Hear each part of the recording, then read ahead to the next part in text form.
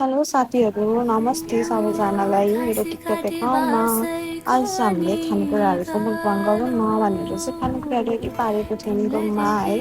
यहाँ छ current chips छ, फिङ्गर चिप्स, यहाँ भनेको टपिङ्स पानीपुरीको लागि आलु नखानेलाई आलु खानुहुन्न नि त दुईजनाले, त्यही भएर त्यहाँ भनेको सलाद, काँक्रा र गाजर अनि पानीपुरी देख्न सक्नुहुन्छ। अनि पानीपुरीको टपिङ्स आलु खानेलाई अनि झोल पानीपुरीको झोल सबै यम्मी भएको थियो है गाइस। अनि फिङ्गर फेरि देखाउँदैछु अनि हामीसँग चाहिँ चटपटी पनि रेडी थियो है। ल सबैजनाले इन्जोय गरिदिनु ल हाम्रो हाम्रो खानेकुराहरू छ।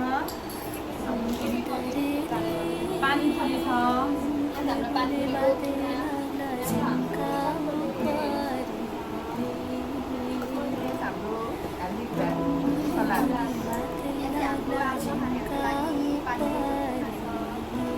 फिङ्गर पनि छ, यहाँ पनि छ है हाम्रो फिङ्गर। यहाँ हाम्रो स्प्राइट साथीहरू, हाम्रो चाहिँ आज सोलो मुक्बाङ हो है, त्यही भएर हेरिदिनु होला। अब हामी चाहिँ खाना दिइरहेको छौँ साथीहरू, तपाईँहरू हामीसँगै इन्जोय गर्नु होला।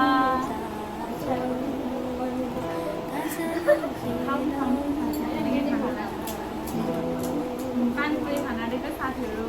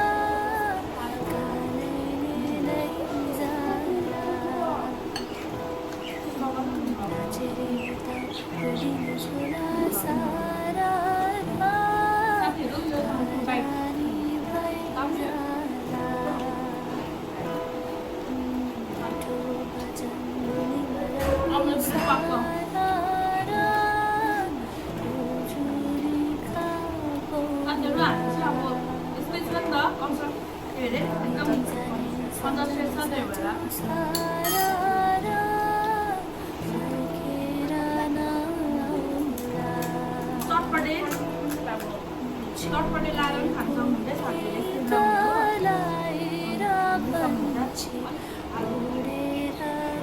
चटपटे लाएर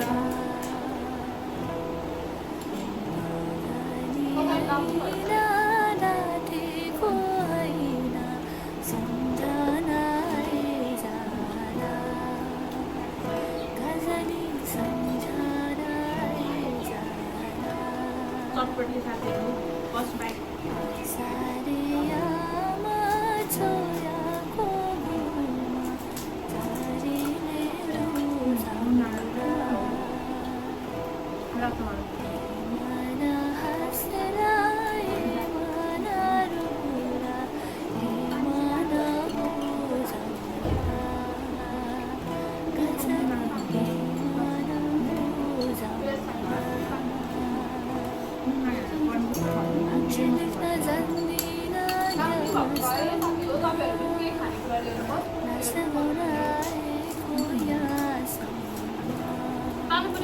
बनाएर खान सक्नुहुन्छ है, करेन्ट पनि ल्याएर खान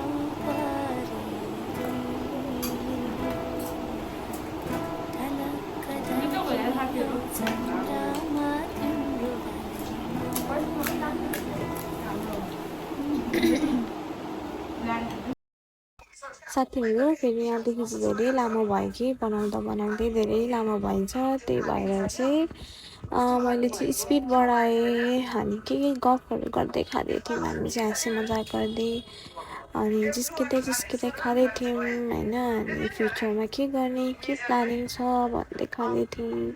हामी बसेको पनि लगभग 3 वर्ष भयो नि त। अब तपाईँहरूलाई पनि थाहा नै छ होला, होस्टेल लाइफ चाहिँ इजी छैन भनेर।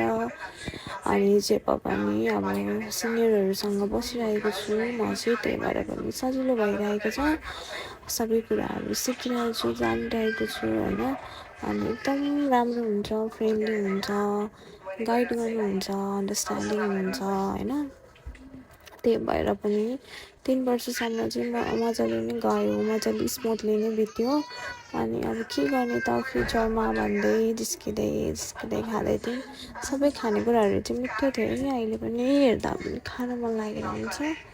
एकदम मिठो भएको थियो होइन। अनि सबैजना छँदा नै बसेर गफ गर्दै खायौँ। पानीपुरी पनि दामी भएको थियो, धेरै पछि यसरी बनाएर खाएको कि न त बाहिर नै खाइन्थ्यो। अनि सोनु दिदीले चाहिँ सोनु दिदीले चाहिँ आलु खानु मन त अनि म यसो दिदीको हाल्दै खाँदै थिएँ।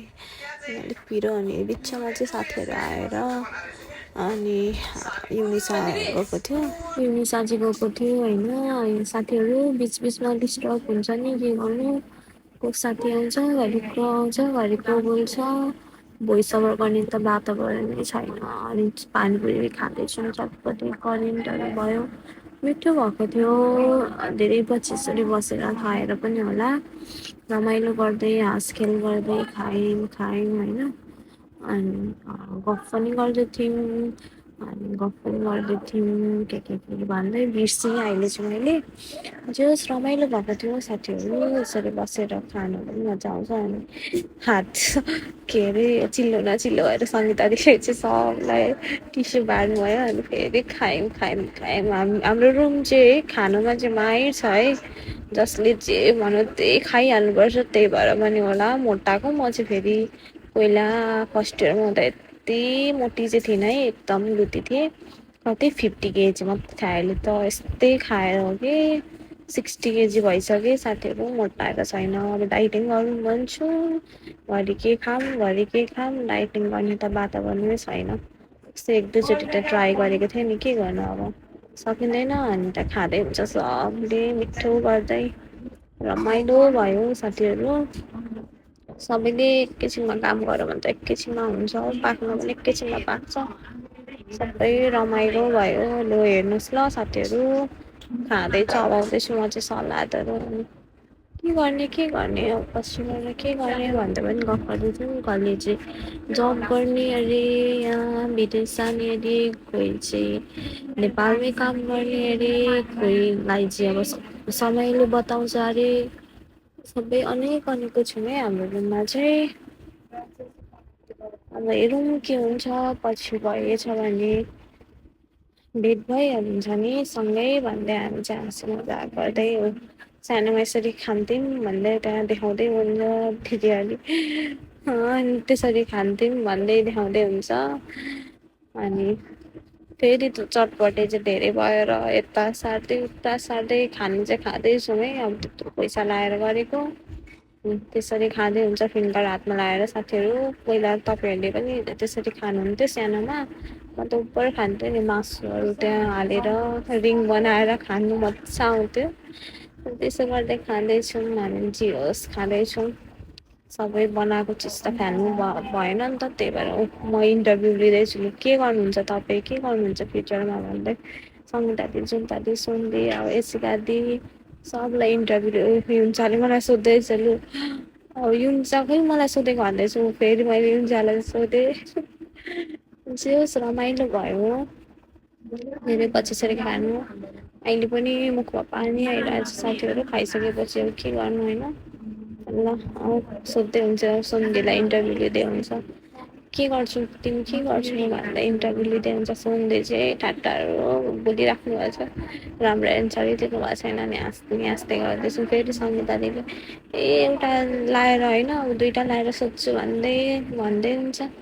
म चाहिँ खाँदैछु अब ल यति नै थियो है। धन्यवाद साथीहरू सबलाई हाम्रो ब्लग हेरिदिनु भएकोमा। कस्तो छ के छ कसो कमेन्ट गरिदिनु होला। Thank you.